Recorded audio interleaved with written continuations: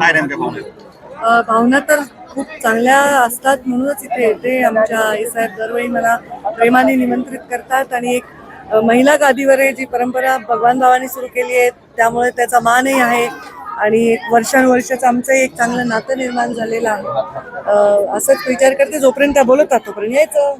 भगवान बाबांनी त्या कालावधीमध्ये महिलांना देखील आरक्षण दिलं होतं असा मुद्दा प्रकर्षाने तुम्ही मांडला. आज वस्तुस्थिती पाहता राजकारणामध्ये तसा आरक्षणाचा धक्का भेटतो असं वाटतं? प्रत्येक वाक्याचं एवढं टेन्शन तुम्ही घेत जाऊ नका. ताई, आज देवेंद्र फडणवीस यांनी मुख्यमंत्र्यांनी आज राज ठाकरे यांची भेट घेतली आणि मुंबई महानगरपालिकेच्या अनुषंगाने देखील या भेटीला खूप महत्त्व समजलं जातं. मला माहित नाही, मी हेलिकॉप्टरमधून इथे आले, माझे कार्यक्रम होते सकाळी. त्यांनी जर भेट घेतली असेल त्याच्यावर मी टिप्पणी काय करणार? त्या दोघांच्या भेटीमध्ये तेच बोलू शकतात. काय ताई, मुंडे साहेबांवर प्रेम करणारे लोक फार मोठे आहेत आणि जर त्यांचा एक वेगळा पक्ष काढायचा ठरला तर एक वेगळा पक्ष होईल असं देखील तुम्ही म्हटलं. त्यावरून बरीच चर्चा एक डॉक्टर गिरासे म्हणून आहेत नाशिकमध्ये, त्यांनी माझ्या आधी भाषण केलं आणि ते मला सांगितले की मी किती मुंडे साहेबांवर प्रेम करायचो ताई. मी गुरुमाऊली आणि मुंडे साहेबांना खूप वेळा भेटवायचो आणि त्यांच्यामध्ये प्रेम आहे माझ्यामुळे आणि माझा एक त्याच्यात महत्वाचा रोल आहे. आणि ताई, तुम्हाला माहिती आहे का, मुंडे साहेबांवर प्रेम करणारे लोक इतके आहेत की ते जर मोजायला गेलो तर एक पक्ष निर्माण होईल असं ते म्हणाले.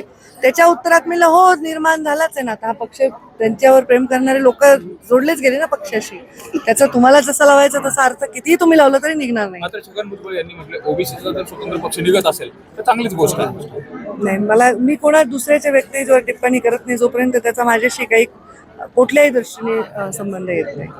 असं कोणी म्हणले, तुम्ही सांगितले नाही, त्याच्यावर विश्वास ठेवून मी उत्तर देऊ शकत नाही.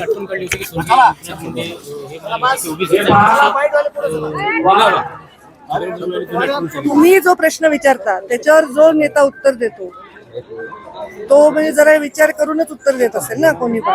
तुम्ही जे म्हणता तसं ते म्हणलेलं नसतात, ह्याचा अनुभव गेल्या अनेक वर्षाचा आहे ना मला. तुम्ही जसं म्हणलं तसं थोडीच म्हणले. ठळक घडामोडींसाठी देशोन्नती न्यूज चॅनलला सबस्क्राईब करा आणि बेल आयकॉन प्रेस करा.